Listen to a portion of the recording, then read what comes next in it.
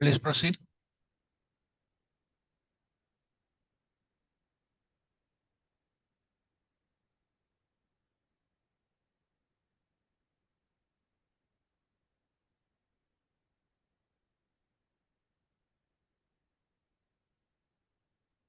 Un, deux, trois. I can hear you. Hello? Yes, please proceed. Uh, can you hear me? Yes. Okay. So should I start? Yes, please. Okay.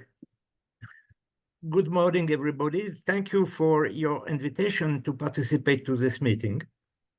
And I am going to propose a possible explanation of dark matter. And the idea is that we can do that by matching the two standard models, the one of particle physics and the one of cosmology, which is called lambda CDM for lambda, the cosmological constant, CDM for cold dark matter. So I will begin by a brief historical survey. So can I see the next slide? Yes.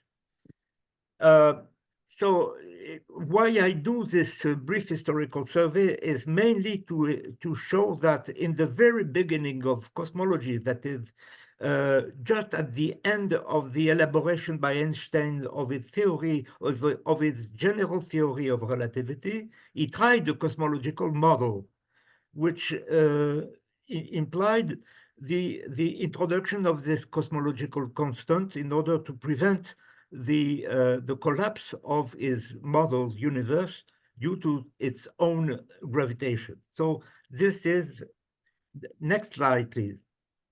This is the Einstein's model. It is a static universe thanks to the repulsion induced by the cosmological constant. And De Sitter called that the system A. And De Sitter had an alternative model. It was a model with no matter in the universe, and there was only only the cosmological constant, and he called that the system B.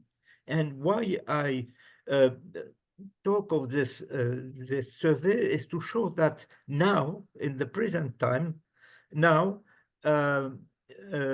in fact, the new standard model of cosmology realizes the reunification of these two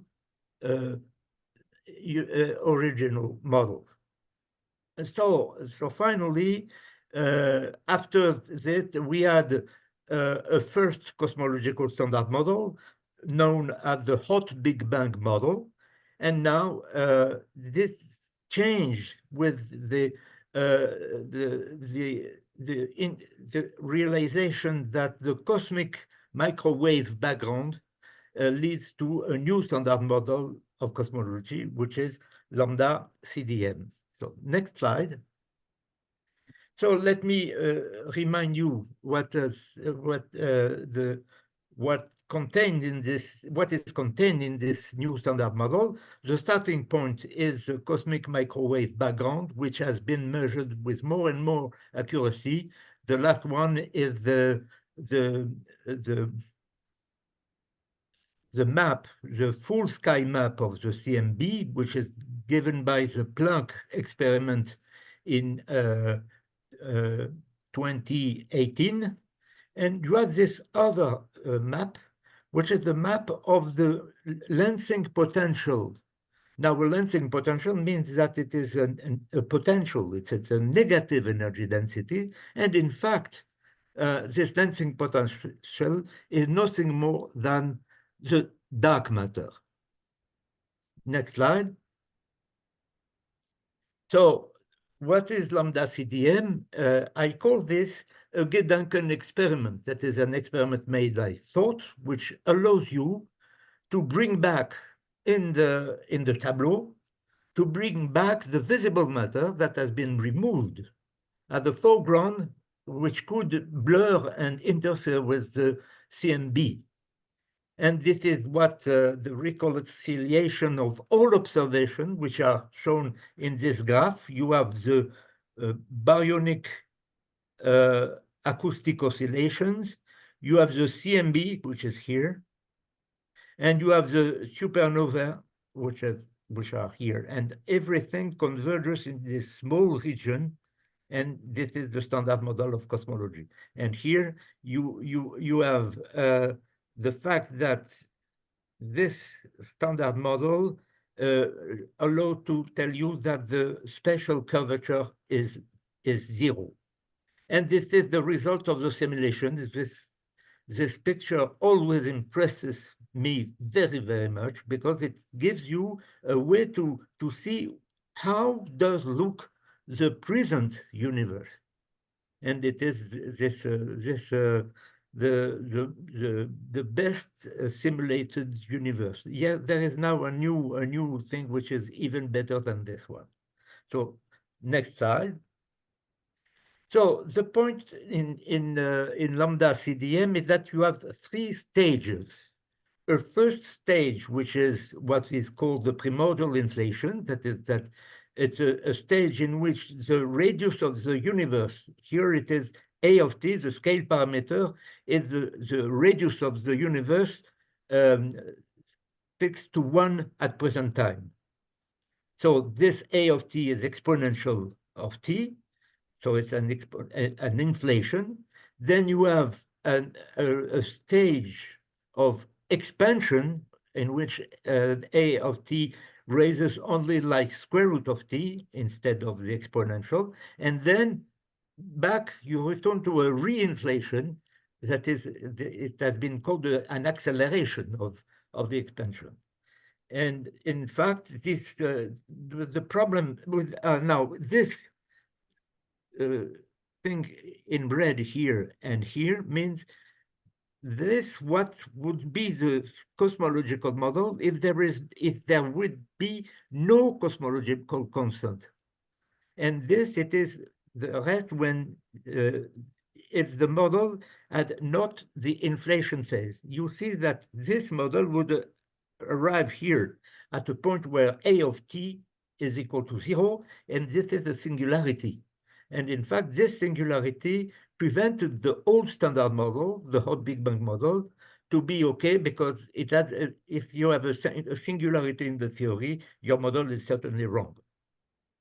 Next slide. So here are the main quotation. So you see in all these yellow boxes, you have the quotation. So you will be able, after the meeting, to recover all. So you have the first quotation is by this paper with my colleague Jean-Pierre Gazeau. The last one, which was published, which appeared in the literature only 3 days ago. And my whole presentation of today is essentially based on this paper. Now, then you have the second quotation by Bacri and Lévy-Leblond with an old paper of 1968, in which he explained that it is possible to have a possible kinematics because, in fact, when in general relativity, the distinction between kinematics and dynamics is very difficult. And in fact, in this paper, he has shown that the only possibility to have a kinematics is to use the extension of the Minkowski space into an into a de Sitter and anti-de Sitter geometries, and then you can get what Gazeau was able to realize before we met with him, that you have thanks to this de Sitter and anti-de Sitter universes, you can have a possible cosmological model because you have a possible kinematics. Next slide. So what I want to say here is that the expansion of the universe implies the need of at least one extra dimension, and it's an extra dimension of time. Here there is a quotation by De Sitter, which I want you to take the time to read. The three-dimensional world must, in order to be able to perform motions, that is, in order that its position can be a variable function of the time, be thought movable in an absolute space of three or more dimensions, not the space-time x, y, z, ct. The full dimensional world,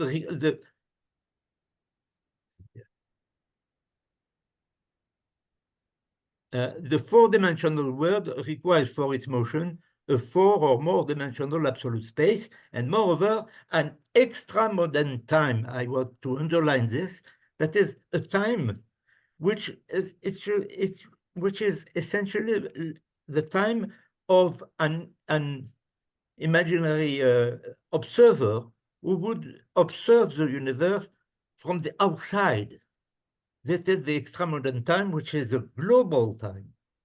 So you have an extra-modern time apart from the time of X, Y, Z, CT, which is the local time. And you have a duality of time, which I think is the main point, which has allowed to the birth of a new, really scientific cosmology. And this quotation is from De Sitter. Next slide. And in fact, there has been a very important theoretical paper by Alain Kohn and Rovelli, and in fact, in which they show that actually the extra-modern time it can be seen as a time which is a thermal time, which depends. You need some thermodynamics, and I will show you in a few moments the properties of the thermodynamics of space-time. So you need this time, the Carlo Rovelli Alain Kohn time. Next slide. So here is the comparison of the two possible geometries. The one of De Sitter, you see that the extra dimension, the fifth dimension, has a minus sign, so it's a space-like dimension. And in fact, the De Sitter cannot be used to get a kinematics of the early universe, of the primordial universe. Then next slide. On the contrary, here, it's okay. On the contrary, the anti-De Sitter geometry, the fifth in this anti-De Sitter geometry, the fifth dimension is time-like.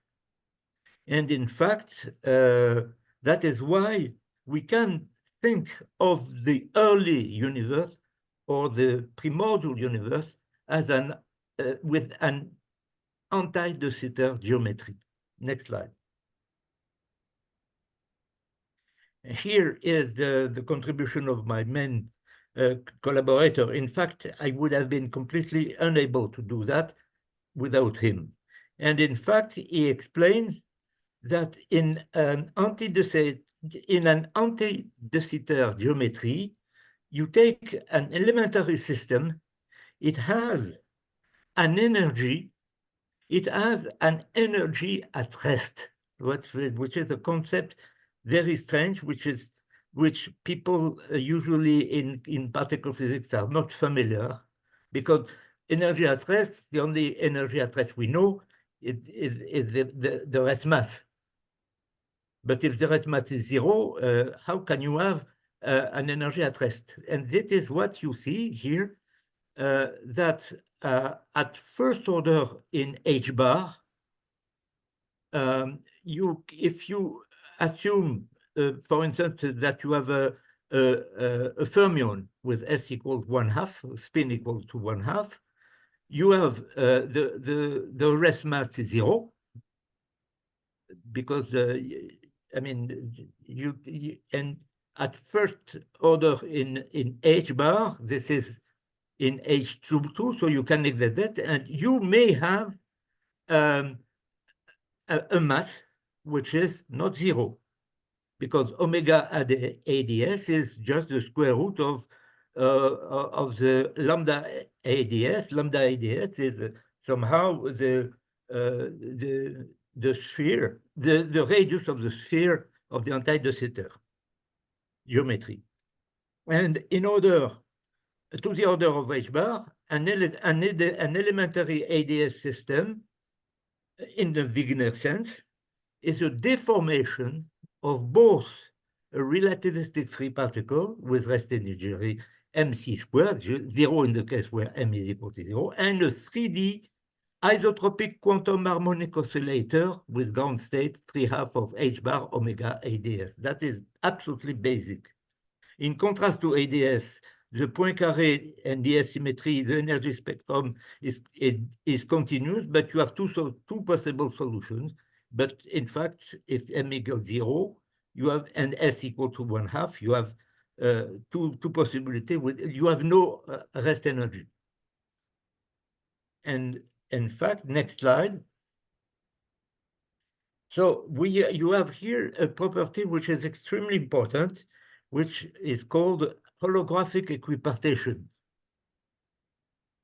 and space-time thermodynamics. So because you have, as I said, in the Cohn-Rovelli paper, the global time is the thermal time, so you need a temperature.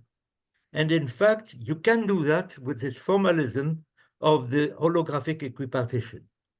That is, it is a situation in which the radius of the universe coincides with the radius of the Hubble horizon. So you can evaluate the number of degrees of freedom in the surface. You find this 4 pi divided by Lp squared h squared. And you can compare this with the number of degrees of freedom in the volume, in the bulk. And here you have equipartition by saying that n bulk is E divided by 1/2 of KB. KB is the Boltzmann universal constant, KB. And so you have KBT is equal to H, which is the inverse of the radius. And so you can evaluate the number of degrees of freedom and bulk for positive rho, and you find that if you are in the vacuum, that is when P is the pressure is equal to minus the density, you find that n bulk is equal to n surface. And what is important here is that in this thermodynamics of space-time, you have this thermodynamics. By the way, this thermodynamics has to be relativistic thermodynamics. And it's very important to note that the relativistic thermodynamics is very different from the usual thermodynamics. And what you have in this paper, which is very important, but you can find it, it's on arXiv, you have space-time thermodynamics, which introduce statistics, but this statistics does not imply the ignorance of some hidden degrees of freedom. That means that you have no hidden variable, and it is very important. It is the thing which has been acknowledged by the Nobel Prize of 2022 of Alain Aspect and Zeilinger. Next slide. So here is one of the most important things of our work. In fact, this thermodynamics is does not imply an entropy of ignorance, but it is an entropy which is due to entanglement. Here, in this slide, I show what happens when a particle here propagates in the medium in this ADS space-time. It is done by, it is due to fluctuation, which are represented by these loops. Now, you have a correlation when the particle which circulates in the loop is identical to the particle which, the free particle which entered in this space-time. But now, when they're identical, you have the quantum aspect, which is due to the quantum statistics. So this graph is equal to plus or minus due to the permutation of identical particle, plus if this is a boson, and minus if it is a fermion. Now, you see, when you permute these two particles, you have this graph. Now, this dotted is, it's somehow the gravitational field. It is the field which is related to the property of space-time. It's a quantum of space-time. It's somehow the exchange of an atom of space-time. But this atom of space-time is related to the information which is got. It's a quantum of information. It is the determinant of the metric field. Okay, and so you see that this. You see that this graph by permutation is equal to plus or minus this one. But now this is called a tadpole diagram, and this is a self-energy diagram. Now the self-energy diagram, if you iterate it in a geometric sequence, you generate either a mass if this is positive, or an energy. So with a plus sign, you have a mass gap. That is, if you start with a particle with zero mass, it gets a mass. And with the minus sign, it's an energy gap. That is, if you start with an energy which is zero, then you get an energy gap. You get an energy. So you see that it's very important. Next slide. And here in the next slide is also very important for us. That's fine. Yes. Well, the formula has disappeared here. Sorry. You have an equation. I don't see why it has disappeared, but okay. So this is next slide. Maybe it will be better. Next slide.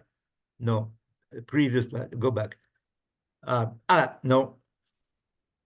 So you have the contribution of this term, which has been shown by Adler in this quotation.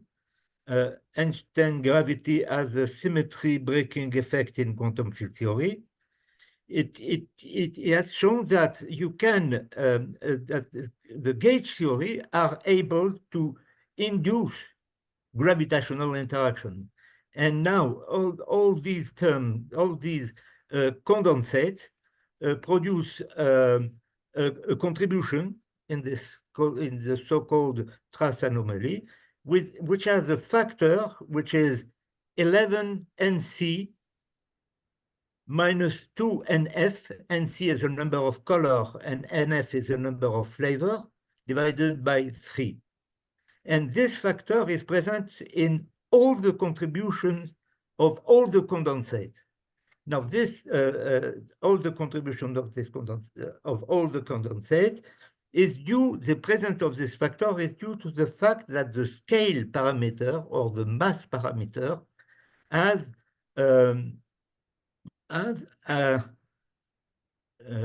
an essential singularity because it is exponential of 1 over g squared. When g squared is equal to 0, it's exponential minus 1 over g squared, so it's 0. So when g is equal, it would be exactly equal to 0, the contribution would be 0. Now, so you have the 11 NC minus 2 NF. So if you would have NC to NF equal to something which is around NF yes, so NF divided by NC, which would be the value when NC and NF the term compensate. It would be that if you would have something like 17 flavor, you would have no possible theory of your the gauge theory. So next slide.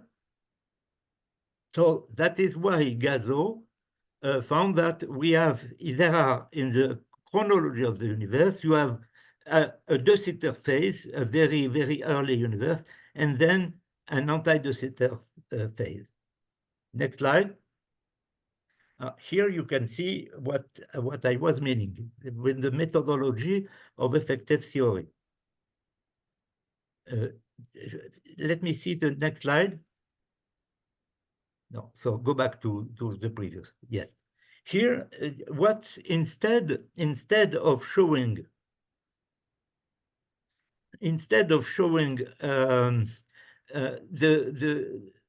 the quantities as function of time, it's preferable to show one of the observable with respect to the other. Here, in this methodology, we replace all densities and pressures, including the cosmological constant. They are replaced by effective or co-moving, that is thermal time dependent. Yes. So here, what you can see, it's when you plot the Hubble radius, which is the inverse of the Hubble constant L, H, that L equal H to the -1, as a function of A, the scale factor. Then you have the three stages I have shown a moment ago: the primordial inflation, the expansion, and then the late inflation. And then you can follow the time here in this. So the time is replaced somehow by the temperature. And all the quantities become effective co-moving quantities. And you have the events which are important. You have in the primordial phase, you have the sort of beyond the standard model gauge gravity duality, quotation mark, because this is yet unknown. Then you have here the electroweak symmetry breaking, and so that I can call it the gravito-weak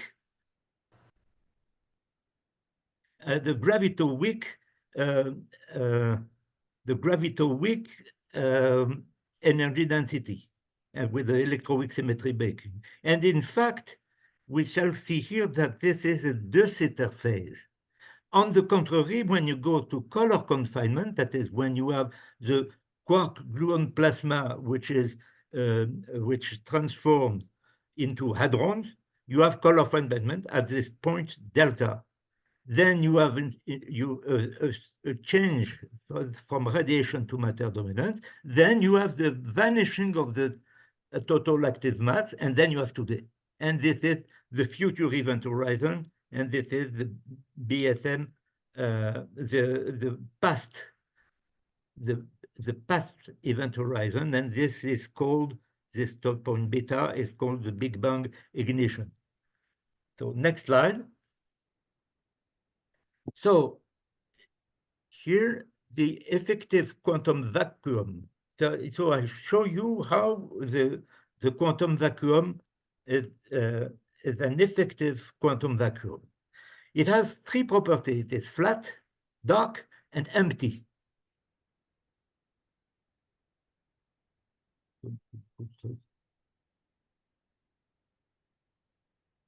So flatness means that you have what is called the flatness sum rule. You take dark matter plus dark energy is equal to that is rho vac, the rho of the vacuum. It is equal to rho c, the critical density. So if the sum of the visible matter plus dark matter plus dark energy is equal to rho c, then you have flatness.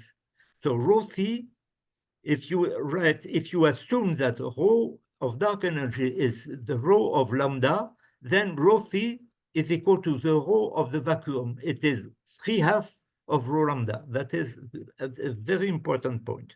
If rho vac is equal to 3/2 of rho lambda, what you can see in this graph in which you plot omega lambda, which is rho lambda divided by rho c, versus omega m, which is rho m divided by rho c, you have the intersection of these two lines, that is the line of flatness, and this line that is omega lambda equal to omega m, which is here, or omega, it would be omega dm if you put the visible mass to 0 in order to have the vacuum. So you have the intersection of these two. It means that omega of the vacuum, omega lambda of the vacuum is 2/3, and omega m of the vacuum is 1/3. That's very, very amusing, but this is quite clear in this graph. So what you see, if you put to 0 asymptotically the visible mass, that is, if you put a rho visible asymptotic to 0, that is that you assume that matter in the remote past you have emergence of matter, because in the remote past these of asymptotic would be 0, and its disappearance in the far future. Then essentially that means that the whole history of the visible universe from alpha to omega is the one of a gigantic fluctuation of the quantum vacuum. Next slide. And here we see why you have the reconciliation of Einstein and de Sitter models. The flatness sum rule, rho v plus rho dm plus rho d equal rho c, it's also equal to rho phi of the vacuum. It's 3/2 of rho. Now, you see that this, so we have that the equation of state of the dilaton, or the determinant of the metric phi, tells you that W phi is equal to -1/3. So if you have this flatness sum rule, and furthermore, if you say that rho c is equal to 3/2 of rho lambda, if you have déjà already rho d is equal to rho lambda, so you find that rho m is 1/2 of rho lambda. Now, what is this rho m? If we say that rho m is the missing pressure of matter, so it is such that rho, this rho m, this 1/2 of lambda is minus pm. Then you have rho m plus pm equals 0. And this is, when you have rho plus p equals 0, you have rho dot equal to 0. That is, you have a static model. So if you say rho m, if you say this 1/2 of lambda is equal to pm, you have the model, the Einstein model. But now if you say this 1/2, no, if you say that 1/2 of rho lambda is equal to rho of the antimatter of m bar, then you have rho m plus rho m bar equals 0. And if you have 0, that you have the de Sitter model. That is, you see, you have only the cosmological constants. So how can you have a model that it is the rho which is equal to 0, but you have also the pressure. That was the thing which was missing at the early beginning of cosmology. Next slide. 5 minutes. So I can now I can confront our model with data and with the Planck result. So when I add rho v's to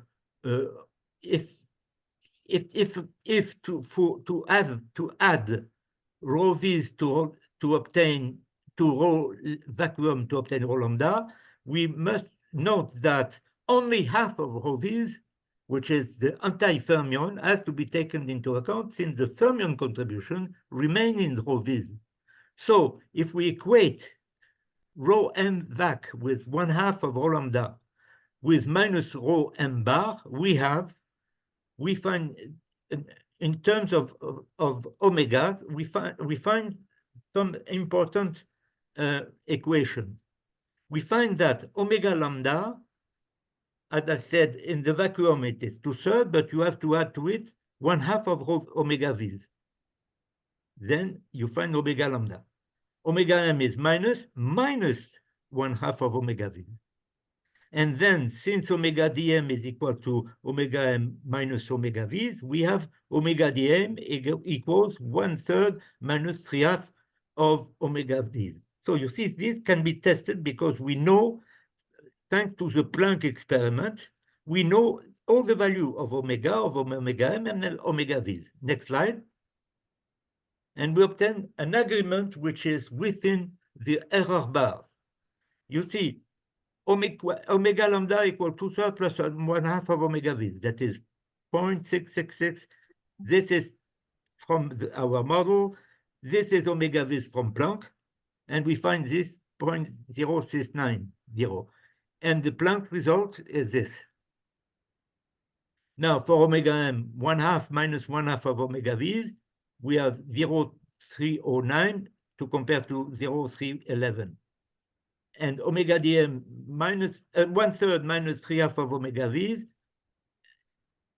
is equal to this, to 2.260, but to compare to 261. So that is a very interesting thing. Now, we have a prediction for the ratio dark to visible matter if in this famous factor which you have not seen, NF, if you take NF equals 3, which is the natural value, the ratio is 5.5 that we predict, to be compared to the data which is 5.326, which is 4%, which is not very good. But it is reasonable that this NF can be considered as a free parameter. I remind you that here we have no free parameter. But here, if you add one free parameter in NF, we can also get an excellent fit to the data. So we could say that this would be a very important achievement. Next slide. So we have here the matching of the two standard model. As I said, you have in the primordial inflation phase from alpha to beta, the dilaton field is the Goldstone boson of the possible antimatter symmetry breaking, but this is beyond the standard model. Then you have the electroweak symmetry breaking at point gamma. Then you have the condensation at point delta, and the Bose Einstein condensation of gluon, which is our work. Next slide. And here is what we can do, because the Bose Einstein condensation, which is known by comparison with the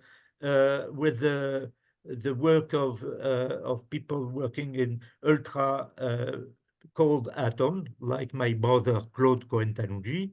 You have an assembly of a number ng of gluon which are not interacting. You can evaluate this number, and you can compare it with what is known. Here are the references. Next slide. And in conclusion, we say in our last published paper, let me read this. We have tentatively explained dark matter by actually asking a single question: what becomes the huge amount of gluons after the transition from the quark-gluon plasma period to hadronization. Similarly to the emergence of two validated cosmic, validated the cosmic microwave background, the QED effect, and the cosmic neutrino background, which is an electroweak effect. We propose to consider dark matter observed through its gravitational effect as a pure QCD effect. From our point of view, it would be legitimate to replace this puzzling expression dark matter with a realistic cosmic gluonic background. And this is the quotation I told you. So I will conclude here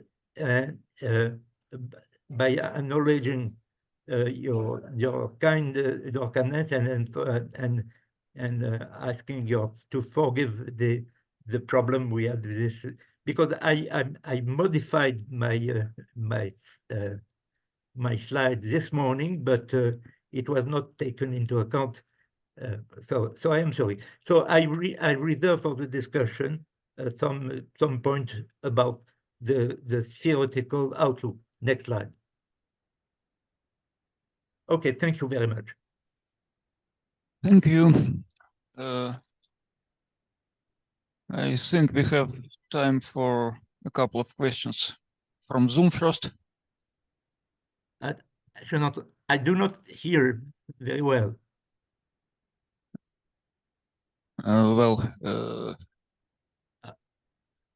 Okay, question from the audience. Could you increase the volume? Do you listen to me? You listen to me? No. I see. Okay, could you repeat? So, can you hear my question? Hello? Can you hear my question? Now I can hear you. I have the headphone. I'm sorry. Thank you very much. There is a lot of things. There is a lot of things to discuss after your talk, but we postpone all this to the discussion session. My question is of technical character.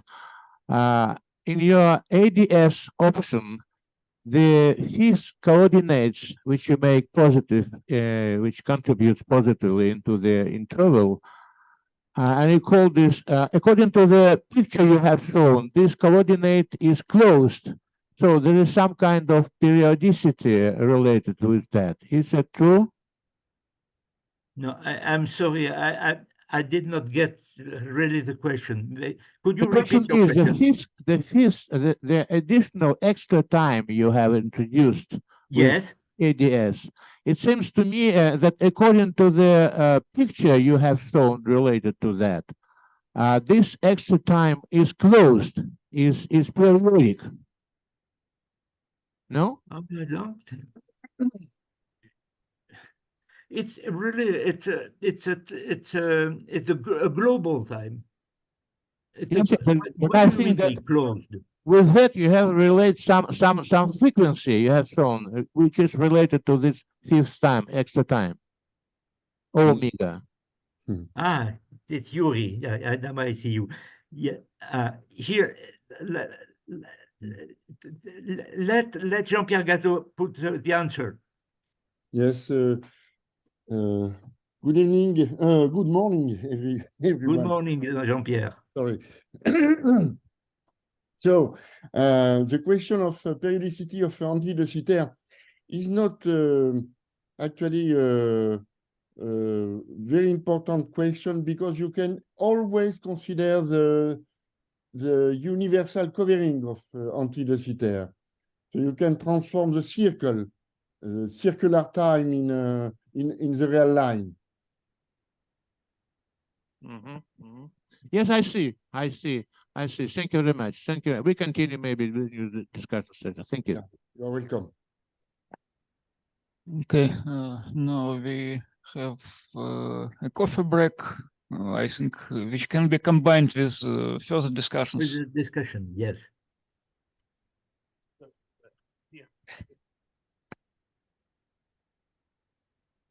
As a majority of the audience is connected via Zoom. Yeah. So maybe I would like to add just a detail. I put the missing formula in the slides of Gilles. I put in the description. Okay, we can try to Yeah. back to this slide. Just a moment.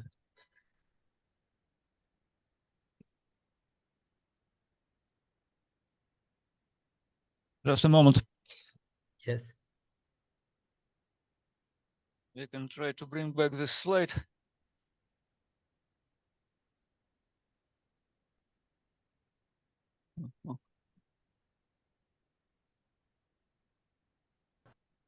Here. Here. Yeah. But the file should be reloaded.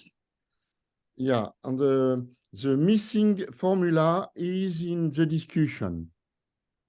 I put the scan of the missing formula, which is a well-known formula in QCD. In fact, I saw this formula in the PPT file, but not in the PDF. Ah, yes. Okay. Yeah. It was not translated to the PDF. We can open the PPT file as well. Yeah, can you, yes. Yeah. Give just a second.